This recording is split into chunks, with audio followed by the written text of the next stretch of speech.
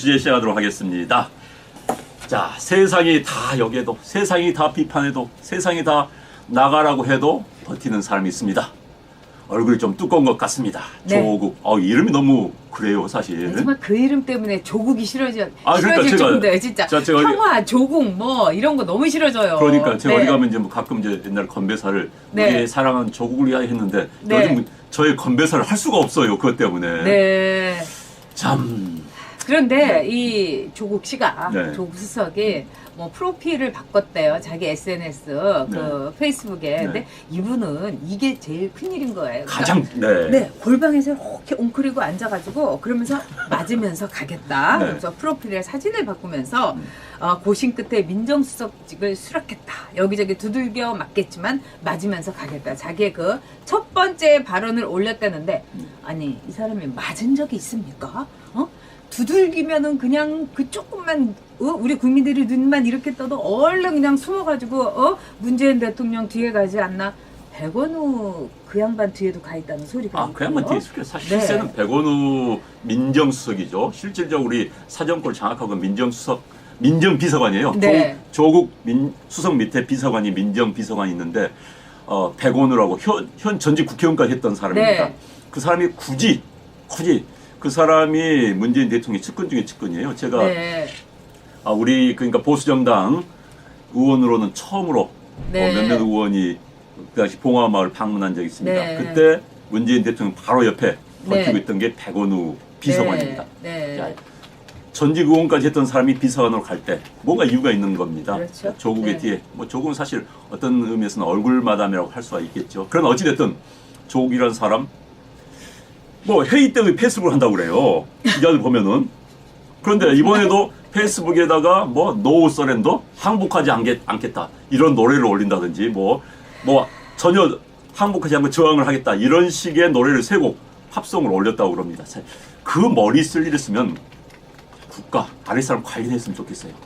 저는 다른 걸 다 떠나가지고 이 서울대 교수가 굉장히 한가한 직업이었구나. 네, 다른 서울대 그러니까요. 교수님을 제가 모욕하는 건 절대로 아닙니다. 네. 조국 수석이 이렇게 하는 걸 보면은 교수 시절에 이거를 그대로 이제 옮겨갖고 하는 거예요. 네. 근데 저렇게 논문도 잘 안 쓰고 그 다음에 놀고 있었다는 건 잘 알겠지만은 아니 이렇게까지 청와대까지 와서 이 정도면은 오죽했을까. 그런데 이 조국 수석에 대해서 아까 박준혁 님이 재밌는 글을 올려주셨어요. 네. 청와대에 사찰 절이 있는데 민간인 사찰이래요 이름이.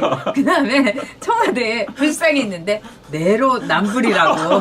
지금 이제 웃기지 마세요. 저 온몸이 쑤십니다. 지금 감기 걸려가지고. 하여튼 언제나 촌철살인인 네, 우리 네. 박준혁님. 근데 여기 오신 분들이 다 그냥 촌철살인이고 그러니까요, 네. 저희가 그런 점에서 방송하는 게 참 즐거워요. 그러니까요. 그냥 막 이건 정말 백앤포스 그냥 밀당을 하면서 방송을 네. 하기 때문에 네. 여러분하고 참 좋은데 이놈의 이 이상한 청와대에 네. 있는 민간인 사찰도 했던 내로남불의 조국 수석. 근데 끝까지 버티겠다는 건데 문재인 대통령이 메시지를 준 거 아니겠어요? 그러니까 문재인 대통령이 지난 20일 청와대 비서관들 송년 모임을 가졌다고 그럽니다. 저 그 말 듣고 제가 깜짝 놀랐어요. 이런 이야기 했다고 그래요. 자신이 하는 일이 옳은 방향으로 가고 있다는 확신과 신념을 갖고 일해라. 자신이 하는 일이 옳은 방향으로 가고 있다는 확신과 신념을 가지고 일해라. 그렇다면 지금 조국 버티기도 문재인 대통령의 그런 생각 또 그런 격려 때문이 아닌가 우리가 생각할 수밖에 없는 것이죠. 지금 미국은요 좀 네. 난립니다. 트럼프의 그럼요. 유아 네. 독점식 사고. 미국이 지금 가장 걱정하는 것은 미국의 지식인들이 트럼프의 유아 독점 나만 옳다. 다 잘라버린 거 아닙니까? 혼자서 결정 내려버리는 거. 이게 지금 전 세계가 공포에 떨고 있는데 대한민국은 문재인 대통령의 리스크. 미국은 트럼프 리스크입니다. 네. 한국은 문재인 대통령 리스크. 문재인 대통령이 나만 옳다. 우리는 선민이다. 우리만이 옳다라고 하는 사고방식. 지금 이 이야기가 정확히 보여주는 겁니다. 우리가 옳은 방향으로 가고 있다는 확신을 가지고 이래라. 아니잖아요.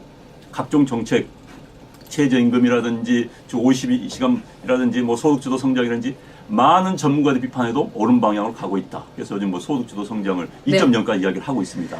그래서 3.0 아니라 5.0 그러니까요. 되더라고요. 똑같은 거죠. 네. 그런데 지금 우리 안영환 저기 원장이 얘기한 것 가운데 저는 정말 좀 다른 게 있다고 봐요. 트럼프 그 위기 네. 또는 문재인 위기 이게 좀 달라요. 네, 네. 트럼프는 그래도 아메리카 퍼스트예요.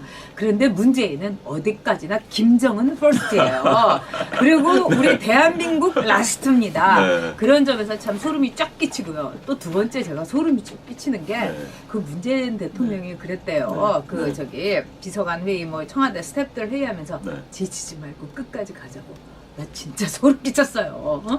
지금 사실 지쳐갖고 이것이 문제가 있다는 걸 사람이 좀 지치면 뒤도 돌아보는데 지치지 말고 끝까지 가라. 아까 안영환 선수 말 그대로 우리가 하는 일은 모두 옳은 것이다. 그러니까 뭐 저기 지지율이고 뭐 그냥 바닥을 쳐도 우린 끝까지 간다. 한편으로는 정말 기계가 대단하고 다행이다 싶으면서도 우리나라와 우리 국민이 받을 피해가 이거는 그냥 메가와트급이다 이런 생각이 드네요. 지금 이제 이 사람들 고치는 역사 이야기합니다. 이제 대통령이 불행해지다 보면은 현실이 자기하고 맞지가 않아요. 네. 워낙 많은 비판을 받으면 역사와의 대화를 시작합니다. 네. 그럼 이제 그건 진짜 역사 속으로 사라지는 겁니다. 그런데 이제 현 정권 사람들의 특징은 앞서 말씀드렸지만 나만이 옳다, 우리는 옳다, 우리가 정이다, 상대는 부정이고 부도덕하고 적폐 세력이다. 그리고 지금 뭐 우리 경제 안 좋고 이 비판도 이 사람들은 이렇게 해석할 겁니다. 아마 청와대에 이런 보고서 분명히 올라올 거예요. 네. 적폐 세력, 네. 보수 언론이 부추기고 있다. 그렇죠. 경제는 굴러가고 있는데 적폐 세력이 우리를 밀어내기 위해서 또 이렇게까지 해석합니다. 재벌들의 비호하에 재벌들이 부추기니까, 재벌들이 광고로 부추기니까 보수 언론이 그것 때문에 끌려가면서 이런 식으로 사고를 하고 있어요. 이 사람들 그렇기 때문에 본인들이 잘못했다는 걸 인정하지 않습니다. 모든 건 적폐 세력의 음모라고 생각하는 거예요. 아마 우리까지도 그럴 겁니다. 자들 뭐 삼성한테 돈 받고 하는 거 아니야? 전혀 우리 그런 거 삼성 관계자 알지도 못합니다. 이 사람들 간의 사고의 틀이 그래. 왜냐면요. 운동권 세력들이요. 80년대 운동권 세력 그때부터 정치에 발을 들인 사람들입니다. 음모론에 굉장히 익숙한 사람들입니다. 80년대 우리 대자 붙이면요. 그때 뭐 그럴 수밖에 없었어요. 뭐 각종 음모론 이야기합니다. 그런데 그 음모론이 체화돼 버린 거예요. 그래서 지금도 모든 우리들의 비판, 이른바 비판 세력들 이야기를 음모론적으로 생각을 하는 것이죠. 그래서 제대로 다 옳은 거예요. 손수 성장도 이건 적폐 세력이 저항하기 때문에 지금 제대로 안 풀리고 이렇게 생각하는 겁니다. 잘못된 건 고쳐야 되는데. 이렇기 때문에 문재인 대통령의 유아 독성식 사고가 대한민국의 가장 큰 리스크다. 이렇게 보는 것이죠. 저는 어제 제가 이제 일본의 그 쇼와 쿠데타에 대한 이제 책을 읽었는데 네. 그 사람들이 이제 했던 게 1900 네. 말하자면 이제 일본의 이제 천황제를 앞세워 가지고 네. 일본이 이제 더 강력한 나라로 가자. 물론 네. 실패를 했지만 실패한 쿠데타 중에 가장 인류사에 나쁜 영향을 끼친 쿠데타로 이제 보여지는 네. 건데요. 거기에서 나온 얘기들을 보면은요. 굉장히 비슷해요. 네. 거기에서 이제 그 당시 재벌에 대해서 이 반항을 했던 뭐 아나키스트라든가 또 네. 공산당들이 얘기했던 거 그거하고 지금 이 문재인 정부에서 나오는 얘기들하고 굉장히 비슷해요.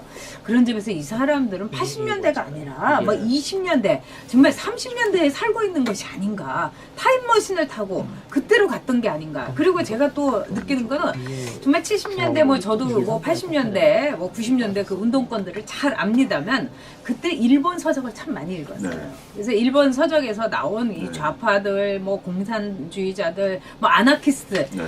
그 얘기를 이 사람들이 그대로 하고 있어요. 그때 그러니까 이제 왜 일본어도 제대로 못 읽으면서 그냥 때려 잡아가지고 읽던 책들을 가지고 지금 이러는 거예요.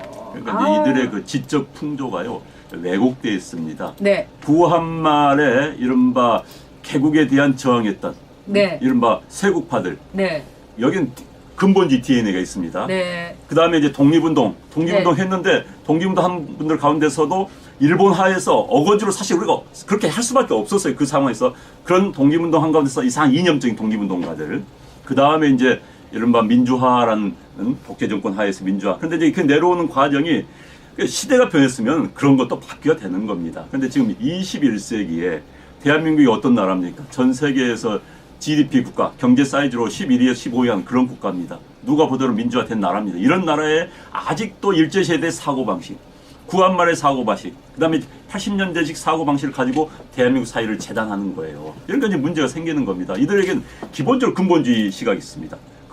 근본적으로 좌파적인 좌파 뭡니까? 반미적인 사고. 이 틀 가지고 세상을 재단하다 보니까 세상이 정확히 재단이 안 되는 거예요. 판단이 안 되는 겁니다.